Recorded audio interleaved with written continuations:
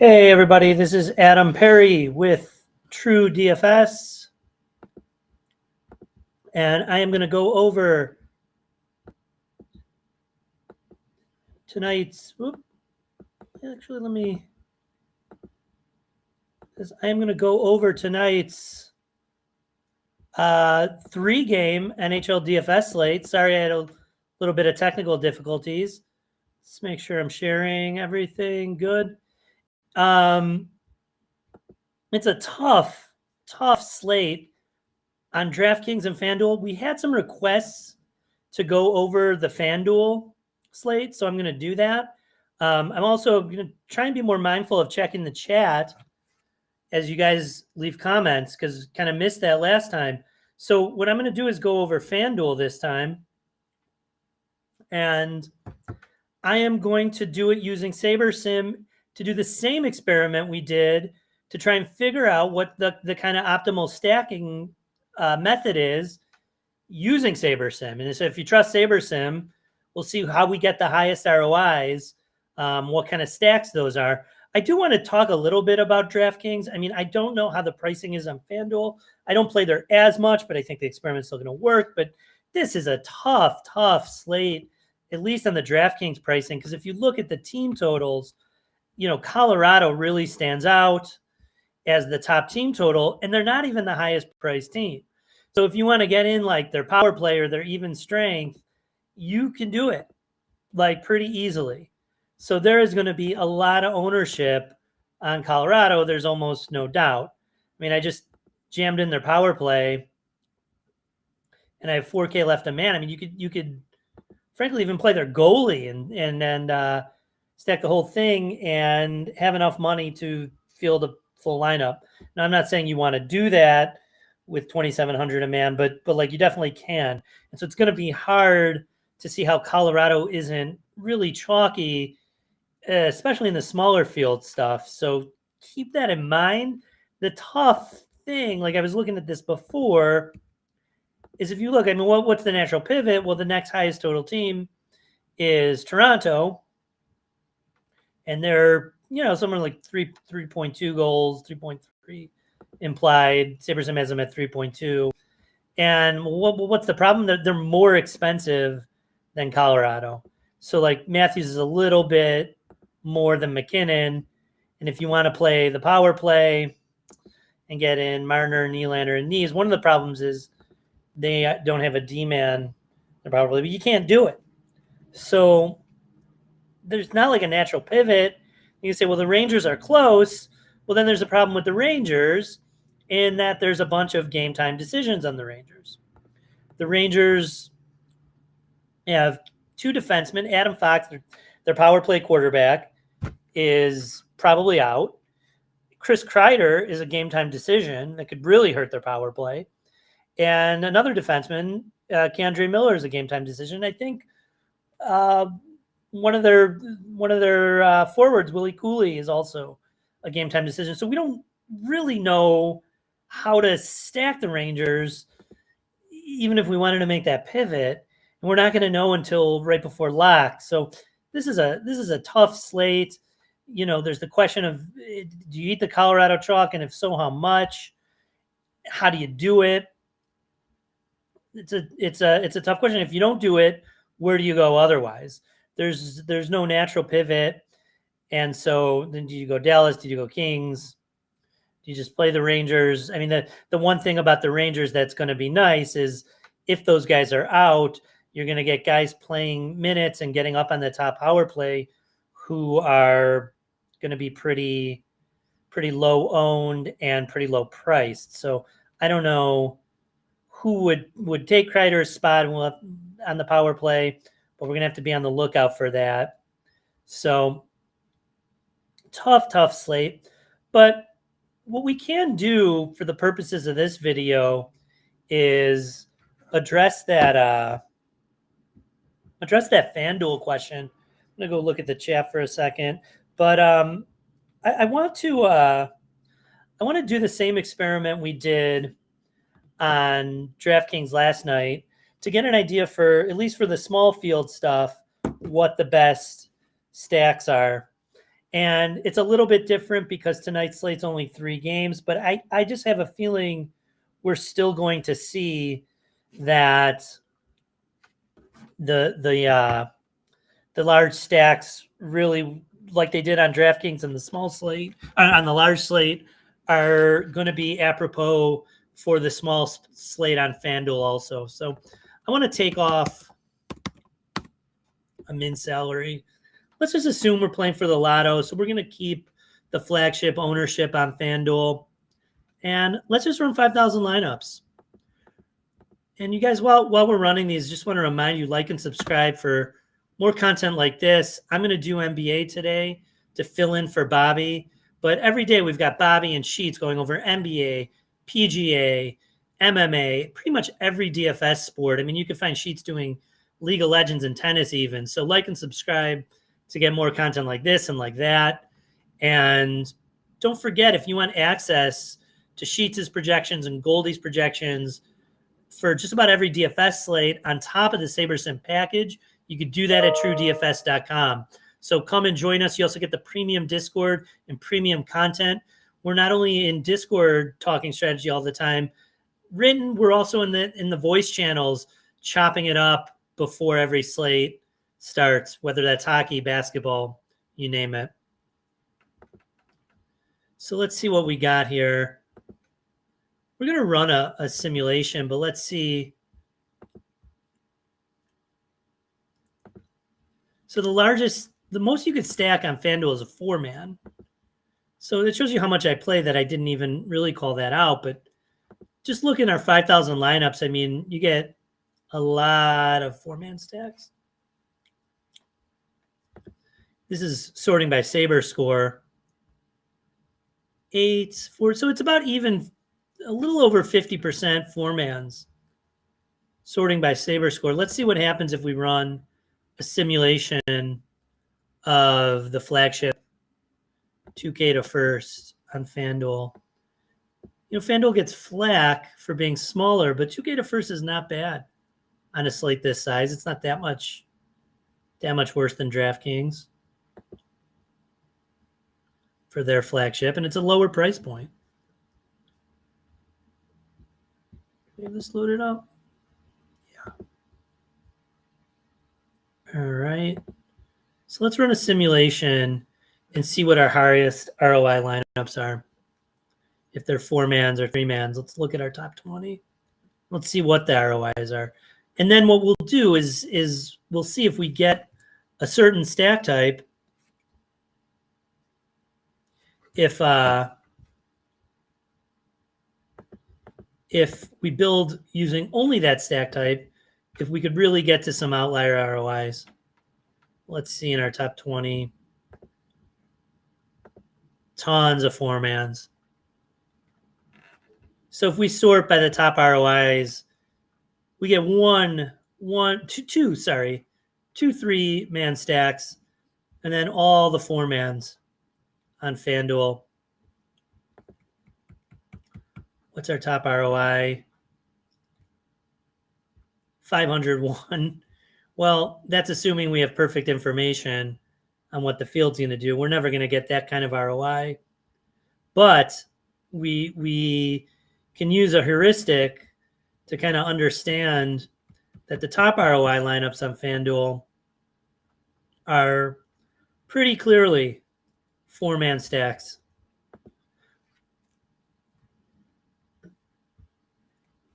I mean, we could run the experiment using just 4-mans and see if we can increase it. But what I would do, I don't think we even need to do it. I think we have our answer, but I'll go ahead and do it anyway. And what I would say is, like, given how strong correlation is in hockey, just like I do on DraftKings, when I build normally, I'm only going to build the 4-mans. I don't see any reason to even build 3-man stacks if we're not going to play them. Let's just get the highest ROI 4-mans we can find. unless you do want to play the 3-mans, I mean, there's some reason to do it, right? Because the ROI, I mean, you still get 2 in the top 20, so they may be part of a diverse portfolio.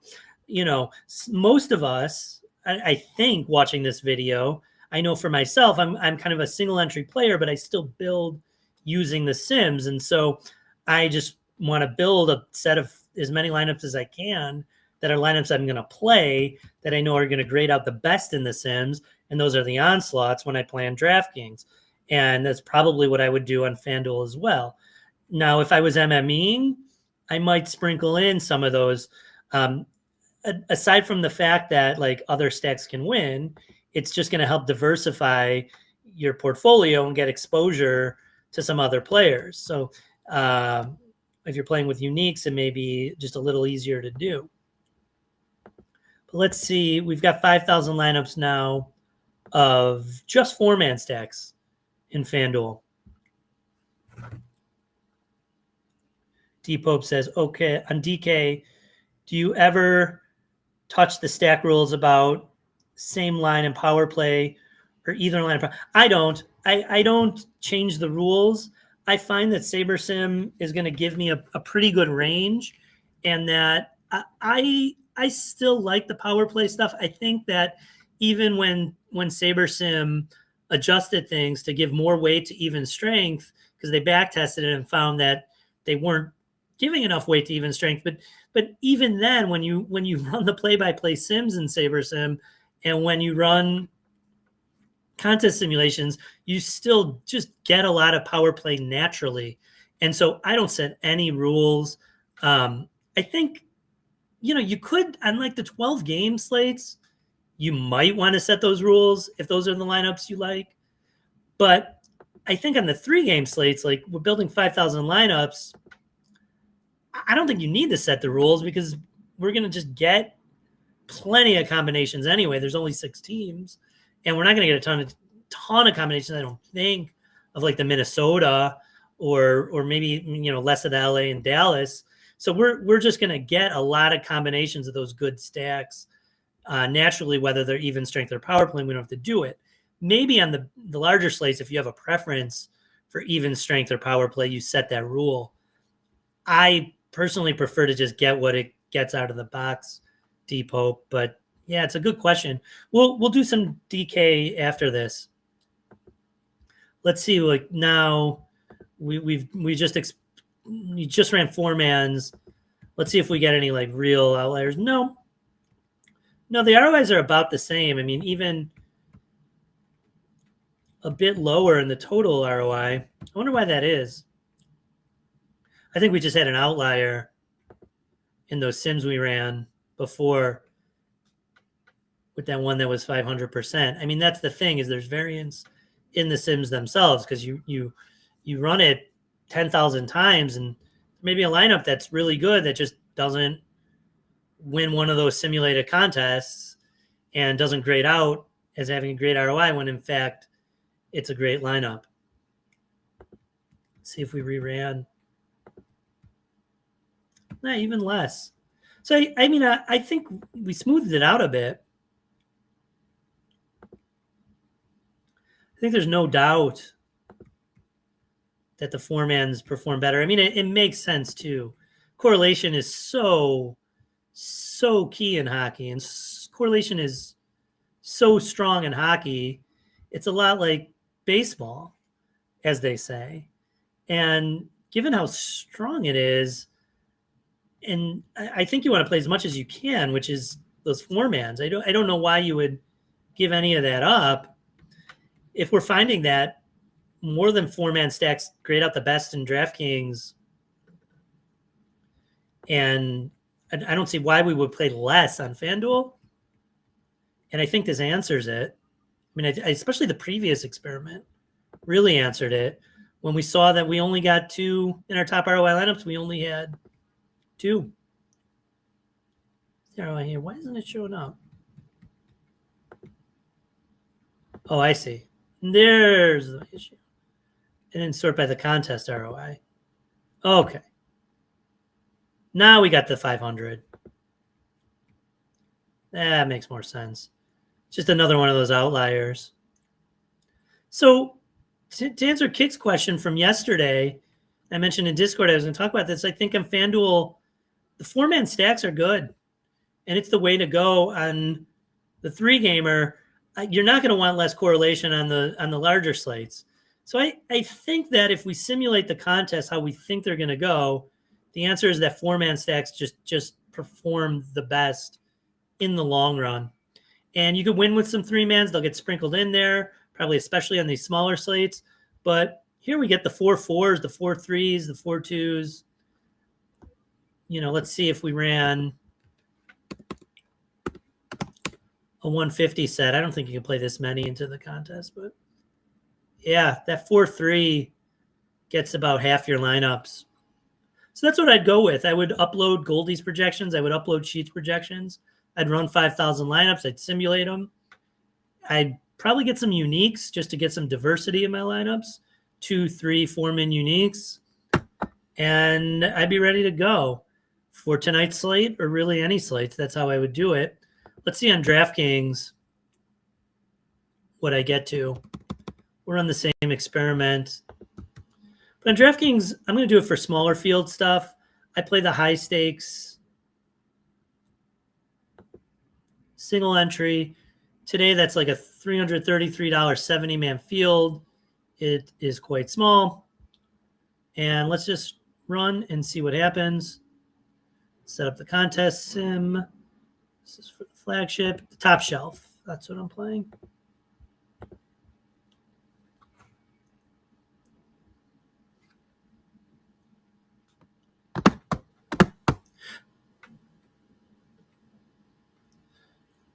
Without any constraints, it goes pretty quick. When we run the second half of this experiment and we tell it to just build us onslaughts, it'll be a little bit slower. So you got to keep that in mind before lock. And this is a slate. I mean, with the Rangers news, that's game time decisions, it is a slate to run things right before lock. One thing we didn't do, we didn't look at what teams we got on FanDuel. Let me switch over for a second to finish the job here.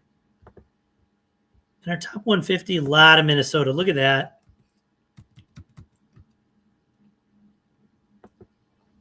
The 4 stacks. So it's basically saying play some Minnesota, the lowest team, but sprinkle them in as your 3-mans and your 2-mans, probably to get some low-owned and cheaper guys. And then it likes that pivot to Toronto. The pricing may be a little different, but fade the top team. 4% Colorado for the lottery on FanDuel. I mean, it makes sense to me. You're trying to beat over 2,000 people. Colorado is going to be popular. They're the highest total. They're the best play on the slate. But you got to beat 2,000 people. They're going to be popular. So makes total sense to me. And let's see, like if you play Minnesota 4-mans, they're probably going to be the least popular. You get all kinds of stuff with them. Pretty diverse. A little Colorado. Pricing on Colorado and FanDuel is probably different. But it really wants you to shove that Toronto. Now, keep in mind, if we use Goldie's projections, we'll probably get something a little bit different. Sheets is out today, but we would get different with Goldie, different with Sheets. It's a pretty diverse range. I mean, you got half Toronto, but then you got a lot to diversify with without even using uniques. Let's go back to our DraftKings lineups. All right. We're only playing single entry here, so we don't need to see the top 20. We frankly don't even need to see the top 10. But let's just sort it that way after running a simulation. So if we simulate the small field contest, what do we get? In our top 10, we are 50% onslaughts, 40% 4-3s, and 1% of the 3-2-2. All right. What teams do we get? A lot of Minnesota. Do we get the Minnesota? Yeah. Some Minnesota onslaught, some Dallas onslaught, Rangers. The Sims say, even in small field, contrarian's the way to go. Let's see what our top ROI lineups were. So here's the Minnesota 5-man onslaught. Matthews, Stankoven. What's the ROI? 73.9%. 4-2 at 72. There's another onslaught, the 6-man onslaught at 71. The Toronto 4-2 at 69.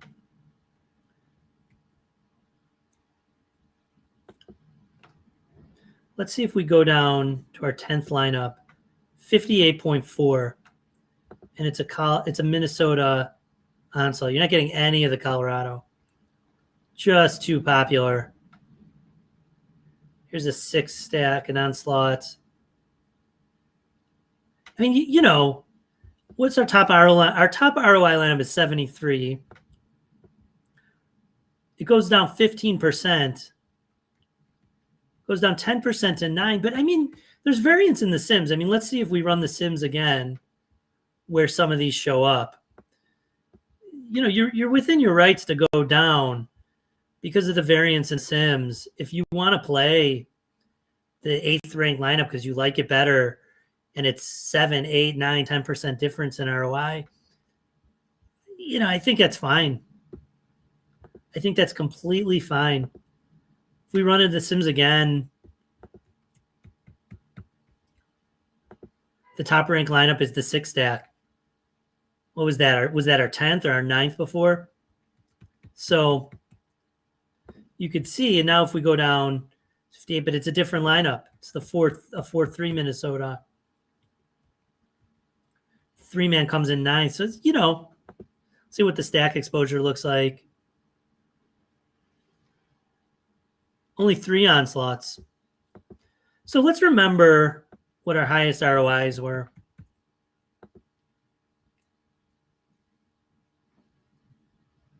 72%. It was like 72% in the other one. Let's see if like we could get some onslaughts with higher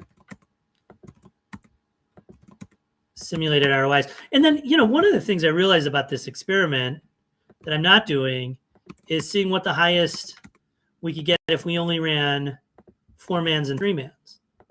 So let's do it 2 ways. On the larger slate, I think we saw pretty clearly that the 5-man onslaughts and the 6-man onslaughts grade the best. But let's take a look. Let's take a look and see how high we could get in ROI by just running onslaughts and then by running 5,000 that are 4-mans. This is going to take some time. See what you could build here. I mean, Minnesota, let's see what we could do with the onslaughts on our own. Rossi, Foligno, Zook. So if we want the even strength, it's those 3. Vinny Hinostroza, he's on the power play, I think, with Faber. Yeah, Faber. Boy, was he playing minutes for the U.S. in the 4 nations. So Zuccarello and Rossi correlate. Throw in Faber, Hinostroza, who correlates with Boldy. So let's see. We put in Faber at only 4,500. Boldy's up there in price. Hinostroza is nice and cheap. And what was it? It was Boldy, Hinostroza, Zook, and Rossi. Zuccarello, kind of a middling range. Rossi's probably cheap. Yeah. 5,100. Gets us a center. I think you got 6,000 a man. I mean, you could do a lot here. Who's the best win odds? That doesn't mean the goalie projects the best, but just for our purposes here, everything's about even up. Let's just throw an Ottinger. Just say we played the highest price goalie. We don't need to. Dallas has been trading chances too. They have been winning, but they've had some higher scoring games. Look, you get 5,000 man. I mean, you could put in McKinnon, but I don't think you want to play chalky one-off. Matthews should be lower owned. We need a D-man too. I mean, you get Makar. You could correlate Harley. You go like Harley. Can't go Harley and Matthews. Harley and Wyatt Johnston. Harley and Duchesne. Harley and Hintz. I think Hintz is on power play 1 with Harley.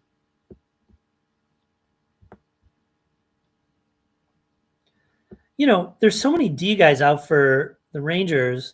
When we get their pairings, that might be a way to go. How many did we get built here? We got 5,000 built of just the onslaughts. So I'm going to go back to that. But just to finish that thought, you know, the Rangers D guys may be getting some more minutes at real low prices. They're going to be needing to play some minutes. So those might be guys to look out for before lock when we get the pairings. I mean, if Keandre Miller's out, with Fox being out also, you know, some of the cheap guys in New York could be a way to go just to get minutes at low price. So now, if we run the onslaughts, let's look at our top 10. Our top lineup is totally different. Got a Kings in there with Matthews. The ROI didn't grade out any better, though. But let's see. So our top ROI was 69. They're all just about even. So, you know, I don't know. On this slate, I think we have, you know, normally we have a clear answer. And we get to much higher ROIs. Oh, we got a projection update with the onslaughts. I don't think the answer is as clear on this slate. And maybe that's because of the Colorado chalk. Maybe that's because of the pricing. But, you know, I think let's see what happens. Let's take out the onslaughts. Let's just run.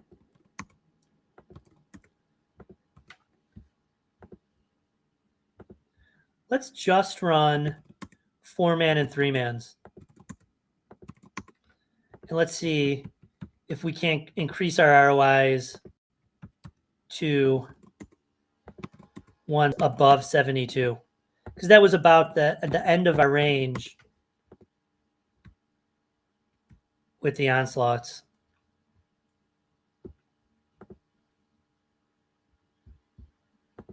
All right, let's rebuild. D Pope. I like to play the $3 5 max on DK, specifically on these smaller slates. Could you do an analysis and they get, yeah. Let's do it. $3 5-man. Let's see. Find it. $3 5-man. Boom.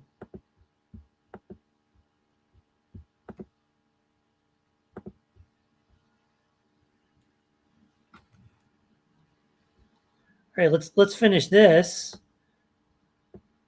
and then go to the $3 5-man.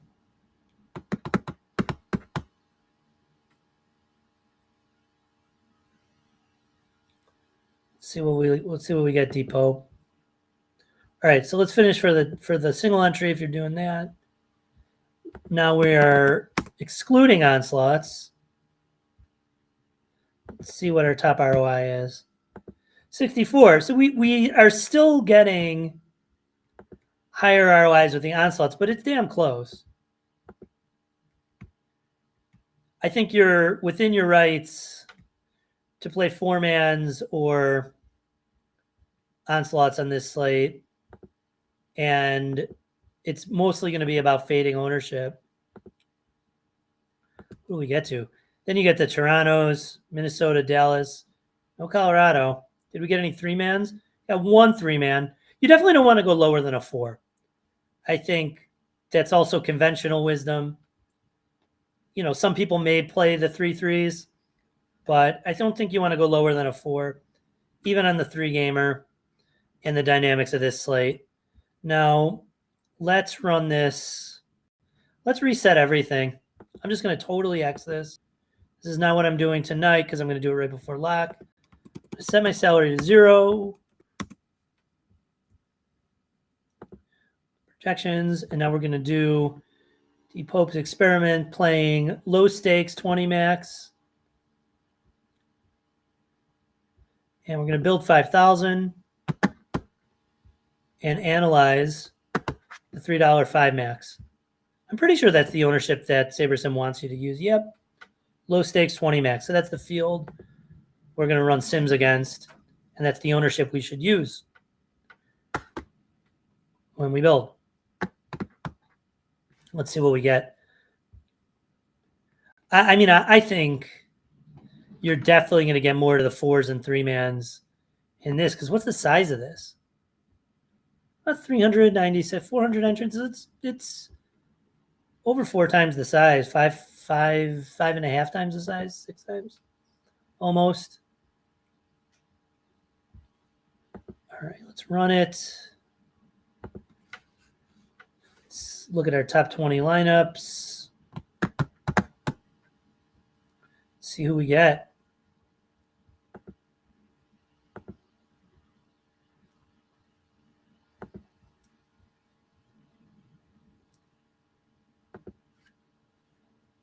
All right, top 20 lineups. Yeah. No, still getting the onslaughts. Let's try and think. Why is that? Why in a larger field? I guess the intuition is that you need to beat 400 people, and you're going to need outlier performances. And maybe the only way to get outliers is when the whole stack goes off. And maybe that's the intuition here of why we're getting to so many more onslaughts. Okay, so right here we're at 50%. No, not so many more. We have 50% onslaughts. We have 25% 4-mans and then the 3s. It's about 50-50. But that was more than I expected given what we saw. Our highest ROI is a 4 with one-offs.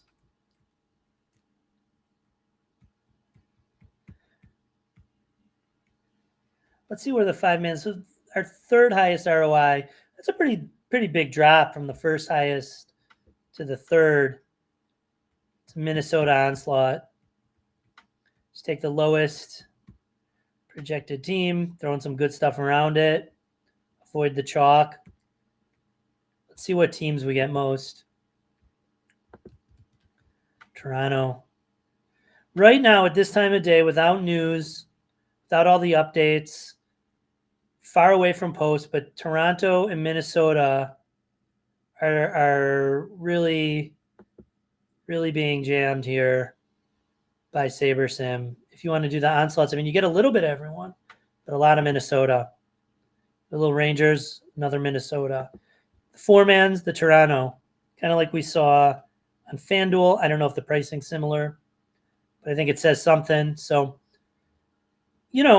what does this say here? It says contrarian works, onslaughts still work. So I think that answers it for the 3-mans. You could go either way on tonight's slate. And I think that answered, we got the same answer when we ran this experiment for the small field stuff, for the 70-man tournament. And usually we get a pretty clear answer that the onslaughts are favored by SaberSim. And if you trust SaberSim, they're the way to go. I think there isn't a clear answer on this slate. It may be because it's trying various ways to avoid that Colorado chalk.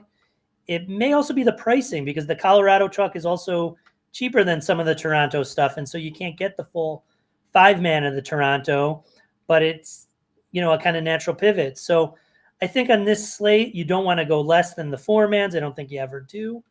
But whether you're playing on FanDuel or DraftKings, those 4-mans are viable on pretty much any kind of field in a way that we don't usually see them, especially in the small field stuff.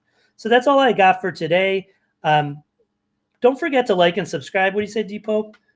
Thank you for bringing it down. Yeah, of course. That's what I'm here for. How would I approach late slop? Do you trust SaberSim and wants to stop onslaught, or do you force it? I would trust SaberSim mostly. The only thing I would say is that there may be, it depends on the field size. So if I'm playing in this 70-man field, I can almost, SaberSim will give you live ownership, but it won't give you the exact lineups that people are playing. And sometimes if the field is small enough, I mean, let's say your early stuff hits and you want to figure out what to do on your later teams, you may be able to see what guys have left in the smaller field stuff. In the larger field stuff, I would totally trust SaberSim. I don't think there's a way to do it. And it's even harder on FanDuel, where it's just tougher to search and you can't download CSVs. Well, so, on FanDuel, you're not getting the live ownership. So you're just putting in the best projected plays to your top lineups, and I would trust it to do that. And then on DraftKings, what you're playing on with the $3 5-man, I would trust it. I mean, it's a little hard to gauge on a field of 400 what this person has, what that person has. That's a kind of benefit of playing the really small stuff. But I would trust SaberSim. I think their live ownership is really good. It's really good in hockey. I don't play NBA much, but it sure has been great in NBA. So it won't predict exactly what everyone has, but I think it's the way to go to just run those live sims. So that's what I would do. So this is how I'd start the slate, and I would keep late swapping. We have 3 different lock times here. So I think, the intuition is right, that late swap is the way to go here. So that's all for me. Don't forget to like and subscribe, and we will see you. You could get all these packages with SaberSim at TrueDFS.com. Join us in the premium Discord. We've got premium content behind the paywall, videos, strategy, etc., projections from Sheets and Goldie, and good luck on tonight's slate.